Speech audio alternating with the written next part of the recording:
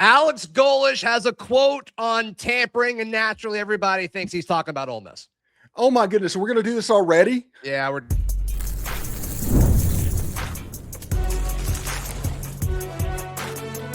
You are Locked On College Crossover, part of the Locked On Podcast Network. Your team every day. Yes, welcome on into this special crossover edition of Locked On Auburn and Locked On Ole Miss. I'm Zach Blackerby, host of Locked On Auburn. He's Stephen Willis, host of Locked On Ole Miss. Auburn and Ole Miss did exchange some players in the portal window. We'll discuss that towards the end of the show, as well as just the overall feud that's happening throughout college football when it comes to players and coaches and tampering and all of that. But Alex Golesh down in Mobile earlier in the week for the Senior Bowl, Stephen, asked about his thoughts on tampering. I'll read the quote here because, man, did Ole Miss make it about them? Goodness gracious. So this is a quote from Alex Golesh. Is it right to call a kid that's on somebody else's roster to go get him? It's not. I think in a lot of ways, what goes around comes around. I'm a strong believer in the football gods will find you at some point. And you Ole Miss folks thinks that he's talking about you guys. Well, everybody else is, right? I mean, what's going on? Surely, TJ Hedrick transferred from Ole Miss to Auburn. He went into the portal on the 15. He committed to Auburn on the 15. That was a quick decision, or there was some pre-portaling tampering there. Da'Shawn Womack, similar type situation. Let's not even talk about the 20 players from South Florida that came up. I'm sure that nobody had a heads up that he was going to take that job. Listen, this is all performative, disingenuous crap. And the sooner we get past it, the better off we're all going to be. Yeah. I mean, and of course, Ole Miss was in, the crosshairs of Dabo Swinney, where he's pulling out receipts of, agents. But what makes this whole thing interesting is what is tampering? Yeah, we all would say tampering is when you're trying to reach out to a kid on another roster. But what if you're actually not reaching out to the kid on the other roster? What if you're reaching out to the kid's family member who happens to be representing them, or the kid's agent who happens to be representing them, or the kid's high school coach who's involved with his representation? And, also in that interview that he had with media, I mean, he talked about we've got to identify what are the loopholes.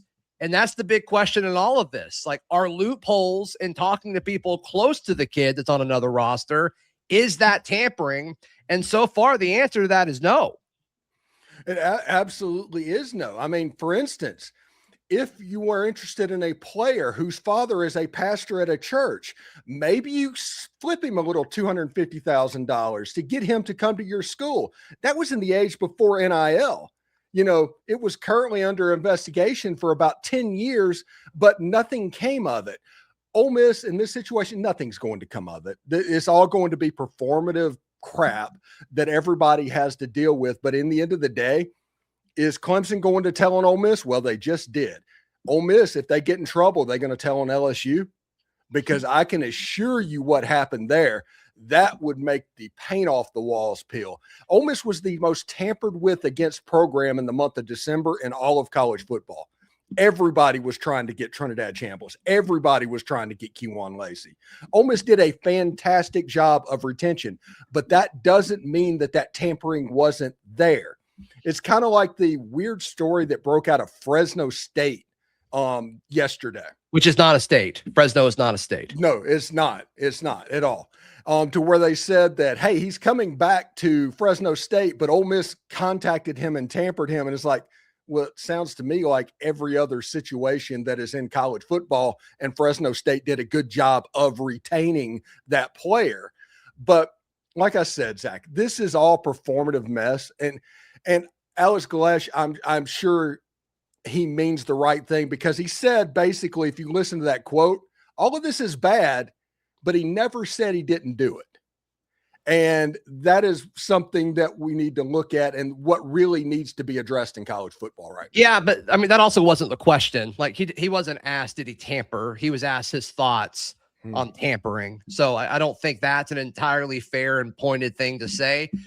I would also say that another part of that conversation, and I don't think it was this question, but it might have been the question asked about the Bediako stuff happening in Tuscaloosa, where he's like, yeah, look, it's human nature. And like, we coaches love to get up at the podium and just complain about the state of things are, or you can kind of learn what the rules are and kind of think, okay, like who is available for me to go and get, which is the right answer in this. Like, we all want our respective head football coach to know more about the current landscape of the sport so they have a better advantage, which leads to wins, which leads to getting more talent, which leads to just overall success. I mean, that's not a crazy take at all. And there are going to be programs that push the limits of this. And until, Golesh said in the same press conference, there's no like jurisdiction happening right now. And you're going to see people kind of push it more and more and more until something ultimately happens, Stephen. I think the thing that ultimately has to happen is guardrails put in place by Congress. And I know that's probably going to take some time, but this is the NCAA's doing, because they let it go on for 5 years, kind of untouched. This lawlessness to where it built, where everybody just pushed the line a little bit further, to the point where when the NCAA decides to punish a singular school for doing what everybody else is doing, they are going to get hit with lawsuits. You're going to see mutual assured destruction play out. Like I said, tampering happens everywhere. You call it pre-portaling, you call it tampering, however you want to look at it, it's happening everywhere. Because if the coach right now does it. For the sake of accuracy, is tampering only reaching out to the kid that's on another roster, or is it reaching out to someone associated with the kid on another roster? I think it's the same thing. I do think that's the same from thing. the rules, it's not the same thing. And so that's how it's defined, is like if a head coach or a coach of another team directly interacts with that player, like, that's pretty clear cut. But with agents in the game now, with agents being in college football, it is that tampering, and we don't know the answer to that. Yeah, the loophole has been put in place by the NCAA. It's one of those things to where this lawless society going on, and I think that you have to do something about it. I actually agree with what Dabo said in principle. You need to do something like that. There needs to be something concrete available. But the reality is, in the transfer portal window, while it was open, if you want to look at the Dabo Swinney thing, Luke Farrelly signed grant and aid papers. And anybody that has followed recruiting for the last 20 years realizes that does not lock the player into the institution. It only locks the institution into the player. And if that's the only thing that was signed, it's kind of hard for me to feel sorry, especially when the Darian Mensah thing just happened with Miami and Duke. And you had multiple 2 or 3 players for Ole Miss transferred out and got a buyout. They were already contracted and they just are going to get a buyout. I just don't think you can single out one school with what is going on absolutely everywhere. That's my opinion. You brought up the South Florida guys coming with him. I think that's the easier sell of legitimacy, if I'm being honest with you. Bringing guys with him, bringing the entire, half of the coaching staff. I don't know. We've seen that with other places. We saw that with Eric Singleton going to Florida, following his, receiver coach to Florida, and then former offensive coordinator when he's at Georgia Tech. That's the same thing Auburn has done with, pretty much all of the UCF guys or USF guys that are coming with them. So I think that's the easier sell. But yeah, you calling them out for, Hedrick and Womack. I do think that's interesting how quick that happened, but also at that time, Ole Miss players had a different schedule than most players in college football because you guys won a few playoff games. Yeah, absolutely. And I need to say right quick, I'm not mad at Golesh. I'm not mad at Auburn or anything like that. I don't think he did anything wrong. And none of that. That is my point, is the fact that everybody is trying to do the righteous indignation on Ole Miss over this situation when they would demand their coach to do the same thing for $8 million a year. That is my point right now. Yeah. And they're trying to basically just shoehorn an argument to try and get something fixed and use Ole Miss to do it. That's my point. All right. Deuce Knight, former Auburn Tiger, now Ole Miss Rebel. That's going to be interesting. We jump into that in just a moment. Right here on this crossover edition of Locked on Auburn and Locked on Ole Miss. Today's show brought to you by our friends at FanDuel. FanDuel is America's #1 sportsbook. Football season's almost over. It's almost over. You got one more time to get in on the action. My New England Patriots, a 4.5-point dog against the Seattle Seahawks. Can they pull off the upset? Steven, I'm just saying, every time a championship game, everybody points one direction. It doesn't typically go the way people want it to, or at least it's a lot closer than people want it to be. So I think 4.5 points with both of these defenses, I think it's a lot. What do you think? Yeah. I think it would be interesting to see this game to say where, I don't know, you could imagine to where Seattle's on about the 4-yard line going into the end zone, and they have to decide whether handing it off to Kenneth Walker or throwing a pass. Yeah, throw a slant, please. Yeah, something like that. If only we could imagine what that would look like in professional. Yeah, so thankfully we can. Malcolm, go. Incredible. If you're a new customer, just $5. Bet just $5 and get $200 in bonus bets if you win. Make it count, because after the Super Bowl, the season's over. Last call for football on FanDuel, the official sports book partner of Super Bowl 60. Visit FanDuel.com to get started. Thank you so much for making Locked on Auburn and Locked on Ole Miss your first listen every single day. For your second listen, please check out the Other Person's Show. We'd appreciate that. Or check out our buddy Chris Gordy of Locked on SEC for your second listen of the day.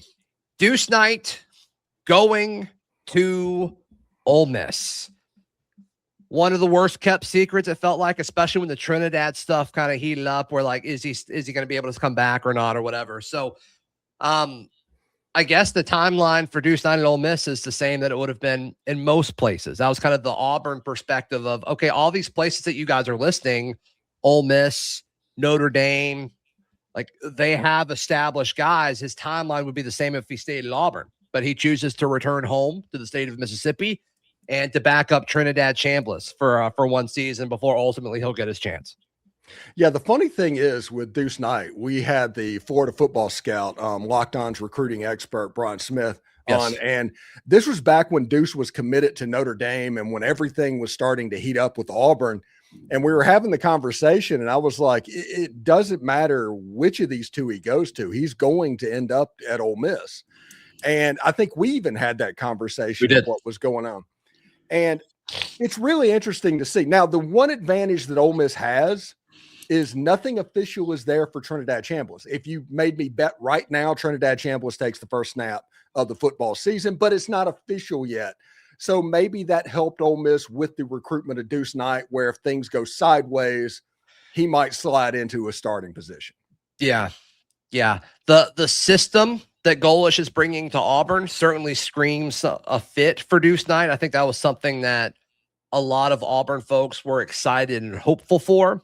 Obviously, that didn't happen, so they went to the portal, got 2 redshirt freshmen that'll be backups to Byrum Brown, and we'll see if one of those guys take a step forward to be the guy after Byrum Brown, or if Auburn has to go to the portal again this offseason. But regardless, like it's clear that Byrum was going to be the guy. And so even going into last season, I did several shows, Steven, talking about how tricky the timing was going to be for Deuce Knight, because like there was a chance. I mean, this is when we were all kind of believing in Jackson Arnold. We're like, okay, if Jackson Arnold's great, he moves on and this isn't a thing. Or Jackson Arnold's terrible and he moves on, and then Deuce is the guy after that, which is what we would have thought would have happened if you showed us the record. And there's a sweet spot where like, okay, Jackson Arnold's okay, and then they have to make a decision. I said that I didn't think there was any chance that they would both be on the roster going into this season. Now, neither of them are on the roster. The Jackson Arnold one, I think, makes sense. The Deuce Knight one, I kind of wonder if they could negotiate that again, if they would change how they handled all of that, because it's been reported several places. Byrum Brown was actively recruiting Deuce Knight to stay. I really think Byrum Brown wanted Deuce to kind of, take him under his wing and kind of, mentor him and usher him into being the face of Auburn football the following season, regardless whether it was money, whether it was just wanting to be at Ole Miss or being back closer to home. There's a million reasons why a kid wants to transfer. Regardless, he's back at Ole Miss, or he's back in Mississippi at Ole Miss. Yeah, which is, the irony of that is Auburn was actually closer to Deuce Knight than Oxford, Mississippi. Oh, really? I don't think I realized that. Loosedale, is that where it's from? Yeah, Loosedale's on the Gulf Coast. Okay. So it's a long way. Okay. But Deuce is a really interesting project, and Ole Miss fans look at it as if he can get a year to see how Trinidad Chambliss and his quick decision-making plays quarterback, Deuce Knight doing that exact same thing with the athletic ability that he has is a scary proposition. And for Ole Miss people that didn't watch Deuce Knight against Mercer, kind of talk about that game a little bit. Yeah, dynamic, explosive, did it with his arm, did it with his legs. I mean, it was just big play after big play. The lopsidedness between Auburn and Mercer was pretty dramatic. So, I mean, it was the best case scenario for Deuce Knight for sure. The only other action we saw him was in a limited role against Ball State. They wanted to play him more, but Auburn's offense, as we know, was not great last year. And so they weren't up by enough to start the second half against Ball State. They wanted to give Deuce and some of the backups more. In fact, I think Hugh Freeze said the original plan was to bring Deuce in with the starters for a few drives in the second half. But like I said, they just weren't up enough. And with the backups, like, he didn't look good. He just didn't. But when you put him with the starters against Mercer, which Mercer is an okay team at their level of competition. So, take that for what it's worth. It was against Mercer. Massive talent differential. But I mean, you talk about with Trinidad, like the quick decision making, it did seem like Deuce made the decisions quickly. How watered down was the playbook and all that as far as what he needs to do? Like, I don't think we fully know, but explosive runs, long runs, and that's the upside that Deuce Knight brings. Yeah, it should be really exciting to see what's happening. And when we talked about Ole Miss getting also a transfer commit from Jay Crawford in a crossover a little bit earlier on, but some players went the other direction as well. And I'm sure we're going to get into that in just a little bit. Yes, that's next right here on this crossover edition of Locked on Auburn and Locked on. Today's show brought to you by our friends at Mazda. We love Mazda. This is Mazda's moving the game forward for those who show there's more to the score than what's on the screen. Steven, give us a player that gets it done for Ole Miss, courtesy of our friends at Mazda. Yeah, as Auburn fans probably notice, it's going to be AJ Storr. He's kind of the bright spot of this season for Ole Miss that isn't quite going the way they thought it would. They moved into a sixth-man role. He's averaging about 18, 19 points a game in that role. So, yeah, he's showing out right now.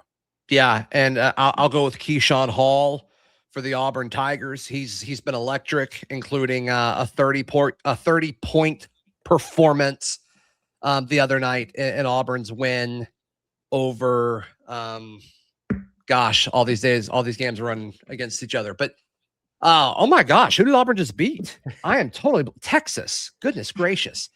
Which was huge. So Mazda, they put the same passion into every model. Highlights make the reel. What it took to get there makes it count. There's more to a Mazda because there's more to you.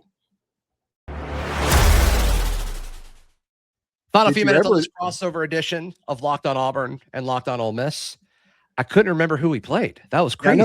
Did you ever think that you would ever forget about Texas? And did you ever think that Texas would allow that to happen? Man, if for some reason some Texas folks are watching, they are livid right now. Seriously. I feel like that's worse than a horns down, if I'm being honest with you. I mean, the Arkansas and A&M and Oklahoma fans are probably enjoying this show like crazy, but the Texas fans, they're probably gathering up the rifles and pitchforks and all that to march on whatever location they think we're filming from. All right. We haven't talked about this much on the air. Tell me about Da'Shawn Womack, the edge rusher, comes over from Ole Miss. Now he's an Auburn Tiger. What should Auburn fans expect? What's everything about this guy? When you look at Da'Shawn Womack, Good player. Now, he was buried a little bit on the depth chart because of how talented the edge position is at Ole Miss. He was a 5-star out of high school. He went to LSU, didn't quite make it. He went to Ole Miss for a year, didn't quite make it, but he can get to the quarterback. And when he's on, he's really on. The ability, the twitchiness, it's all there. The hard part that you need to worry about is getting it out of him. He could disappear for stretches of a game. Solid win rate, according to Pro Football Focus. Just had 2 sacks, but in limited playing time and the amount of pass rushing opportunities, not awful. He was just seemed to be buried.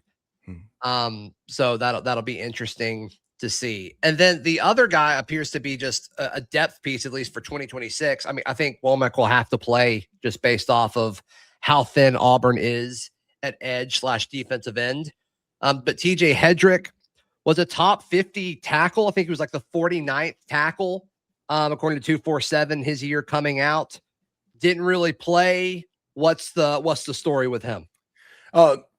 Not a lot on him, because for people that don't know John Garrison of Ole Miss, if you are a freshman, if you are a young player, you typically do not get onto the field. You're going to learn the ropes and then eventually work your way toward him. I do think that they were excited about what he could be. But when you look at the tackle situation that Ole Miss has, and when you get Carius Kern brought in from LSU and other tackles brought in the portal, you can see how a young player would worry about players being recruited over them. I think his ceiling is fine. I think he is exactly what Ole Miss thought he was going to be, but playing time looked to be a little bit of an obstacle. Yeah, I think he's one of those guys you get in the portal that you just kind of used to backfill. I mean, Auburn's lost a lot of bodies just because of the natural coaching change. When you have a coaching change and you're not in the playoff, it's not an ideal situation when it comes to roster retention. So I do think that the addition makes sense. Him and Derek Plaz, a really similar situation. He sounds like he's in the same spot, but just coming from Miami, really solid players in front of him. And so we'll see if they can compete for a roster or a depth chart. Can they get the 2 deep as either sophomores or redshirt freshmen? We will see. Womack is it Womack or Womack? Womack, I believe. Womack. Okay. Just making sure. The DC at Alabama. Has me questioning that. So can he, if he had a larger sample size, can he be a 5 or 6 sack a season guy? Yeah, I think so. I think so. Like I said, when he cuts it on, he's a really good player. Whenever, I think it was Maryland he came out of originally in high school, he was a 5-star guy. He was a top 30 player in the entire country. And it just the light hasn't cut on for him just yet, as far as the effort required to play ball at this level. Yeah.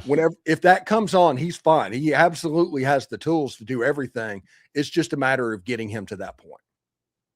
What is Ole Miss's perspective on when Auburn heads to Oxford this year? It's been too long since Auburn and Ole Miss have played each other. I really feel like the SEC missed a prime opportunity of not like doing anything during the freeze era, but it is what it is. Yeah, and to have Lane Kiffin and Hugh Freeze, I was like, the next time we're going to have that. I hate we never got that. Yeah, and I'm happy that I'm going to have my crossover again. The crossover with Locked On Auburn. That's great stuff. Generally, sure. Yeah, I mean, who wouldn't want that?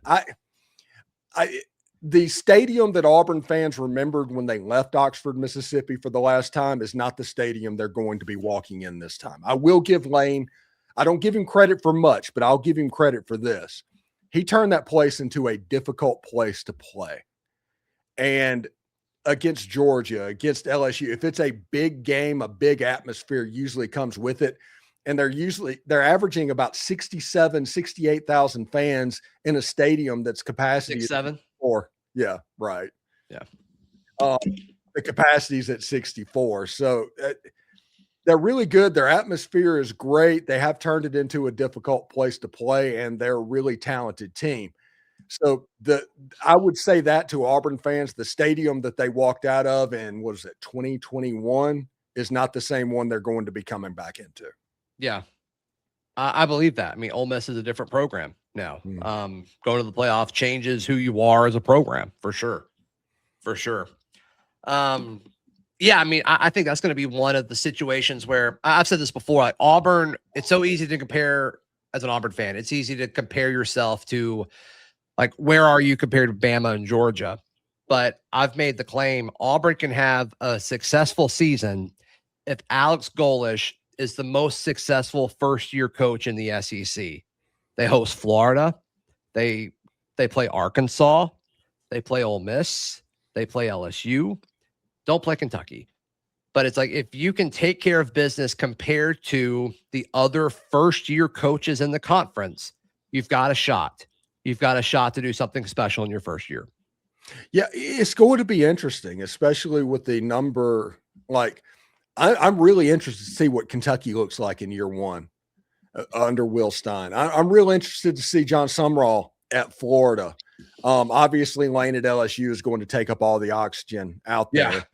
Yeah. But, you know, Pete Golding just quietly is tied for third in SEC playoff appearances all time, as far as the number of games he's coached in, and he's coached in 3 games. So I think that Ole Miss should expect 9-3, 10-2 next season, especially when you have the best quarterback, the best running back, and the best kicker in college football. If you have the best season of first-year head coaches, yeah, that will be a success. Yeah, right. I mean, even if you have the second best season among first-year head coaches, I think that potentially means 8 wins for Auburn. So yeah, we'll see. We'll see what that looks like. Just a Florida bowl game. That's all Auburn fans want, right? Just get back to a Florida bowl game. We'll worry about the playoffs next year. Yeah, I mean, yeah, maybe. We'll see. I'm sure the off-season swell of excitement and hype will happen over time. So we'll see. Absolutely. I love it. Stephen, for all Auburn folks watching, how can people check out everything you've got going on? Hey, you can check me out at Locked On Ole Miss on YouTube. You can check out our All Access channel at lockedonolemist.supercast.com. We have Coach Corey Burton. We have Dalen Flowers. We have Mike Huseman talking about different aspects of that. That's exclusive content for All Access users, and we're also available wherever you get your podcast, on every social media platform. We like to have a good time, as a lot of Auburn fans know. Yep, and if Ole Miss folks want more Auburn content, Locked On Auburn's available wherever you find Locked On Ole Miss. So there we go. Please like the video. Please subscribe to our channels, and we will see you next time. For Stephen Willis of Locked On Ole Miss, I'm Zach Blackerby of Locked On Auburn. This has been a crossover edition of Locked On Auburn, Locked On Ole Miss, part of the Locked On Podcast Network. Your team every day.